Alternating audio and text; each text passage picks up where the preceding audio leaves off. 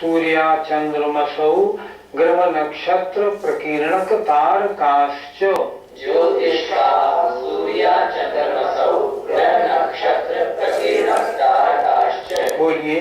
ज्योतिष्का सूर्या चंद्रमसौ ग्रह नक्षत्र प्रकीर्णक तारकाश्च। ज्योतिषी देव कितने प्रकार के होते हैं? पहले ही बताया था उन्होंने, 5 प्रकार के। पंच ज्योतिषी देवों के 5 वेद कौन कौन से हैं? देखें। ज्योतिष्का ज्योतिषी देव, सूर्या चंद्रमसौ सूर्य और चंद्रमा, ग्रह नक्षत्र और प्रकीर्णक माने सब तरफ बिखरे हुए तारे। इस प्रकार ज्योतिषी देव 5 प्रकार के होते हैं। ज्योतिषियों के 5 भेद हैं, सूर्य, चंद्रमा, ग्रह, नक्षत्र और प्रकीर्णक तारे। ज्योतिषी देवों के विमान कितने हैं? ज्योतिषी देवों के विमान असंख्यात हैं। हमें जो ऊपर एक तारा चमकता हुआ दिखता है वह प्रकीर्णक तारे का एक विमान है।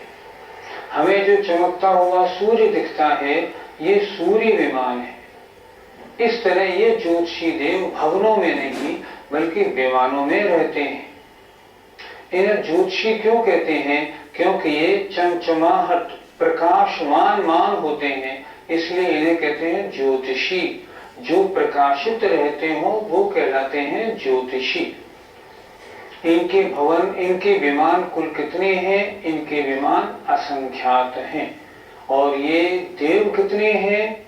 आचार्यों ने लिखा है, भवनत्रिक देवों में भवनवासी सबसे कम हैं, व्यंतर उनसे ज्यादा हैं और ज्योतिषी उनसे भी ज्यादा हैं। इसलिए देवों में सबसे ज्यादा ज्योतिषी देव हैं। ज्योतिषी देवों का निवास मध्य लोक में है अथवा ऊर्ध्व लोक में, एवं इनके अकृत्रिम जिनालय कितने हैं? पहले हम ये समझ लें, मध्यलोक कहां से कहां तक है।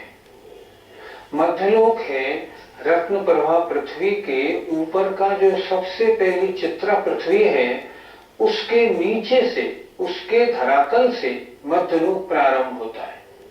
अर्थात चित्रा पृथ्वी मध्यलोक में है, 1000 योजन मोटी। वहां से चित्रा पृथ्वी से अब ऊपर आ गए तो चित्रा पृथ्वी से 99,000 ऊंचा, 99,000 योजन ऊंचा सुमेरु पर्वत है। उसके ऊपर 40 योजन की चूलिका है। मध्यलोक कहां से कहां तक है?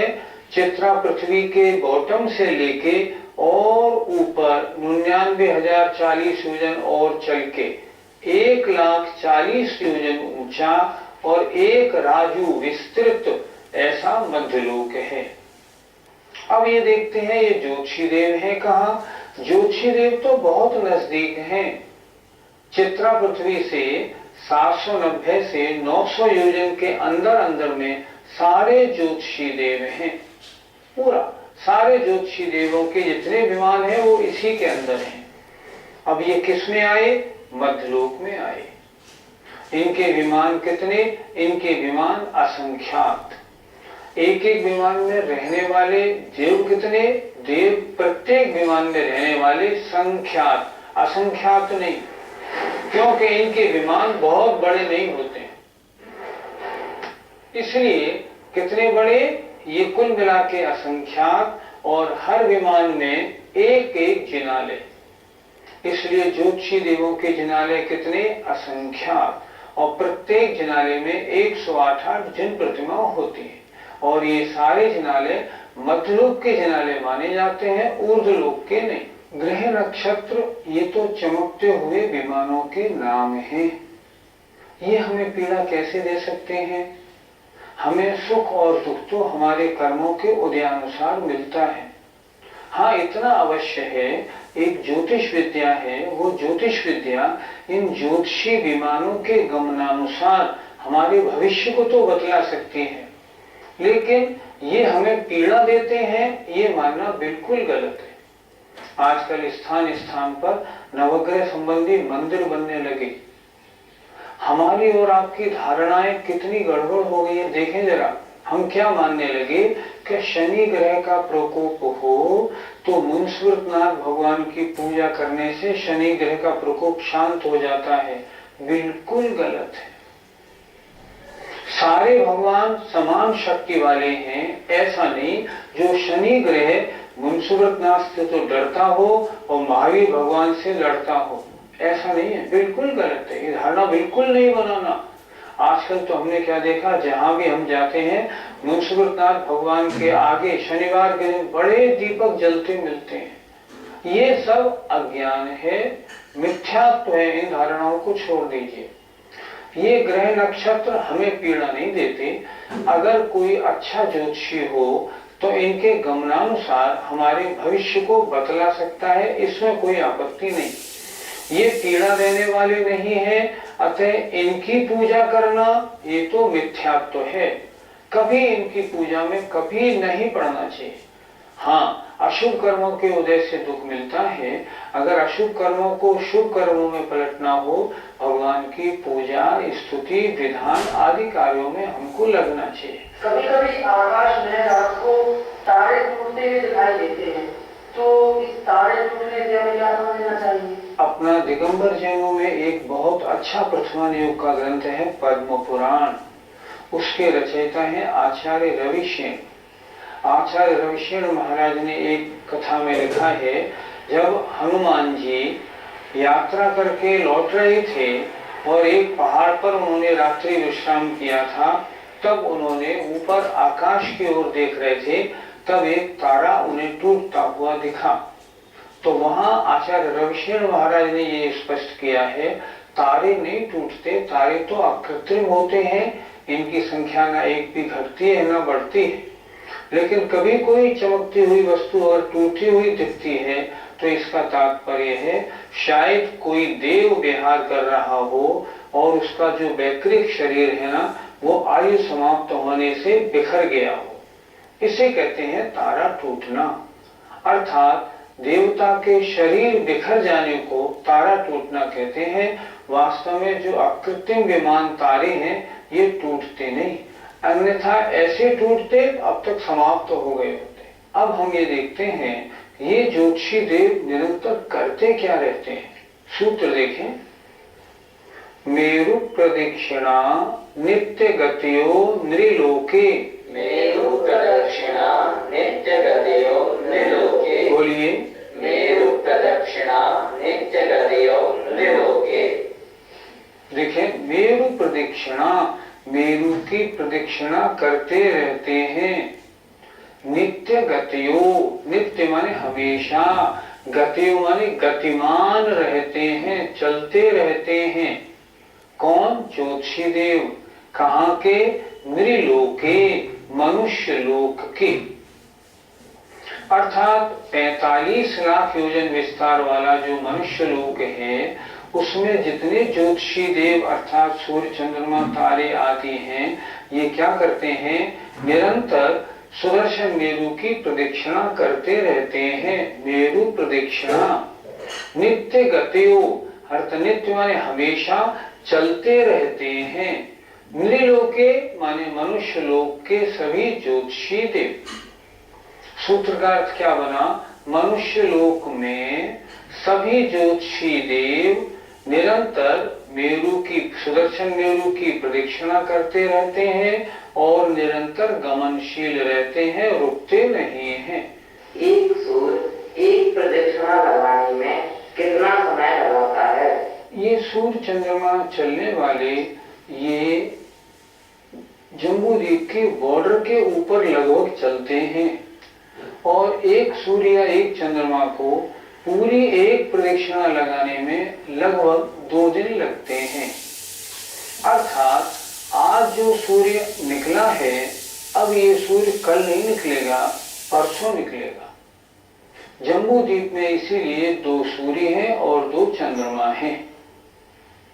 पूरा समय एक परिक्रमा में 2 दिन से कुछ ज्यादा लगता है। ढाई द्वीप में कुल कितने सूर्य और कितने चंद्रमा हैं? ढाई द्वीप में कुल 132 सूर्य और 132 चंद्रमा हैं। जम्बू द्वीप में 2 सूर्य और 2 चंद्रमा हैं। लवण समुद्र में 4 सूर्य 4 चंद्रमा हैं। धातकी खंड में 12 हैं, कालोदधि में 42 हैं और पुष्पराग में 72 सूर्य और 72 चंद्रमा हैं। कुल मिलाकर 2.5 दीप में 2.5 दीप 45 लाख योजन विस्तार वाला है, गोल। इसमें कुल मिला के 132 सूर्य और 132 चंद्रमा होते हैं। ज्योतिषी देव निरंतर गमन करते रहते हैं, नित्य गतियोग शब्द दिया है। तो इससे क्या होता है, तो आचार्य अगले सूत्र में बता रहे हैं। तत्कृतः काल विभागः, तत्कृतः काल विभागः, बोलिए तत्कृतः काल विभागः। तत् माने उनके उस गमन के द्वारा, कृतः माने किया गया है, काल का विभाग। काल का जितना भी विभाग है वो ज्योतिषी देवों के गमन के द्वारा तय होता है। अर्थात आज सूर्य निकला, अब आज से लेकर कल सूर्य निकलने तक को हम कहते हैं एक दिन।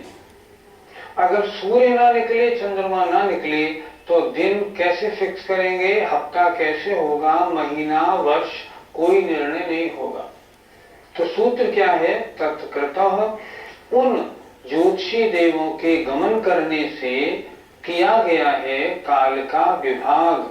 अर्थात दिन रात, सप्ताह, महीना, ये काल का जो विभाग है, ये सब ज्योतिषी देवों के गमन से निश्चित होता है। जो सूर्य और चंद्रमा हमें दिखाई देते हैं, वास्तव में इनका आकार कैसा है? एक नींबू लें और नींबू को बीच में से काट दें, नीचे से गोल, ऊपर से सीधा।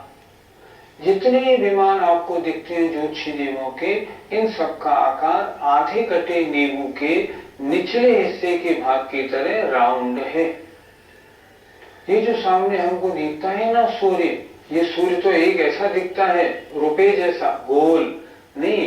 एक्चुअली नीचे से जो विमान का हिस्सा गोल है ना, उस गोल की चमक हमको दिखाई पड़ती है। नरक में और स्वर्ग में तो सूर्य चंद्रमा होते हैं, तो वहाँ पर दिन और वर्ष कैसे गिने जाते हैं? मध्यलोक में जहाँ सूर्य चंद्रमाओं के गमन से दिन रात और वर्ष काउंट होते हैं, इस गिनती से तीनों लोकों में वर्ष गिने जाते हैं।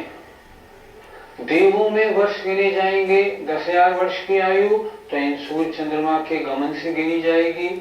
नारकियों की आयु गिनी जाएगी तो इनके द्वारा ही गिनी जाएगी। इसलिए सूत्र दिया था ना, तत्कृतः काल विभागः, उनके गमन से ही काल का विभाग किया गया है। तीनों लोकों में जहां जहां भी काल की चर्चा होगी, वहां मध्यलोक में इन सूर्य चंद्रमा के भ्रमण से ही तय होती है। पहले सूत्रों में कहा था कि मनुष्य लोक में जितने सूर्य चंद्रमा आदि ज्योतिषी देव हैं, वे निरंतर गमन करते हैं। तो मनुष्य लोक के बाहर जो ज्योतिषी देव हैं, उनका क्या होता है, इसका वर्णन अगले सूत्र में देखिए।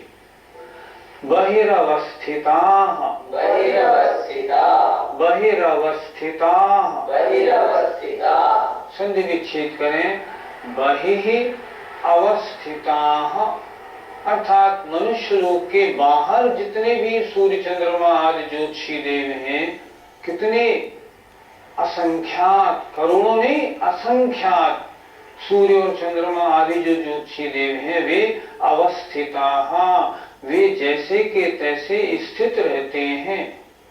वे गमन नहीं करते, वो जहां हैं वहीं स्थित रहते हैं।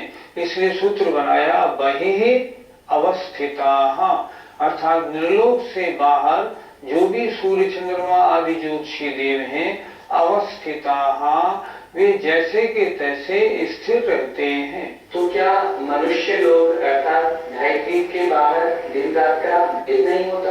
2.5 दीप के बाहर असंख्यात द्वीप समुद्रों में तो कल्प वृक्ष हैं, उनका प्रकाश रहता है, इसलिए वहाँ प्रकाश और अंधेरे का प्रश्न ही नहीं उठता। वंशवासी आदिदेव हमसे बड़े हैं, क्या ये पूजनीय है? कई प्रश्न आपने अपने प्रश्न में ले लिए। पहला प्रश्न ये है, आपसे बड़े क्यों हैं? मैं पूछता हूँ, भवनत्रिक देव बनना अच्छा है या मनुष्य बनना? क्या भवनेत्र देव संयम धारण कर सकते हैं? क्या वे व्रती बन सकते हैं? नहीं बन सकते। हाँ, और हम तो व्रती बन सकते हैं, संयम धारण कर सकते हैं, असंख्यात गुणी निर्जरा कर सकते हैं, तो बड़े वो या हम। क्या शास्त्रों में एक भी प्रसंग किसी को मिला कि भवनेत्र देवों की फला राजा ने, फला सम्यक दृष्टि ने, फला ज्ञानी ने कभी पूजा सम्मान आदि किया? एक भी प्रसंग नहीं मिलता। बड़ा तो मनुष्य है, इसलिए ये मत कहिए ये बड़े हैं। अब प्रसंग ये उठता है, ये पूजा के योग्य है या नहीं? सबसे बड़ी बात ये है, पूजा के योग्य हैं कौन? 9 देवता, पंच परमेष्टि, जिनवाणी, जिनागम, जिनवाणी, जिनधर्म, चैत्य और चैत्यालय, ये है पूजा के योग्य। और इनके अलावा 9 देवताओं के अलावा कोई पूजा के योग्य नहीं। तो ये क्या भुवनवासी, व्यंतर और ज्योतिषी इनमें आते हैं क्या? नहीं आते। फिर इनकी पूजा हम कैसे करें? और विचारणीय बात, ये सब पैदाइशी मिथ्या दृष्टि होते हैं, सम्यक दृष्टि का जन्म इनमें होता नहीं। तो ये पैदाइशी मिथ्या दृष्टि होते हैं। हम मानते हैं कि ये इस पर्याय को प्राप्त करके सम्यक दृष्टि बन सकते हैं, कोई आपत्ति नहीं। पर सम्यक दृष्टि मान लो बन भी गए हो कुछ, तो भी पैदाइशी मिथ्या दृष्टि होने के कारण ये पूजनीय नहीं है। सम्यक दृष्टि भी बन गए हो तो भी पूजनीय नहीं है। सम्यक दृष्टि पूजनीय थोड़ी होता, पूजनीय तो व्रती होते हैं।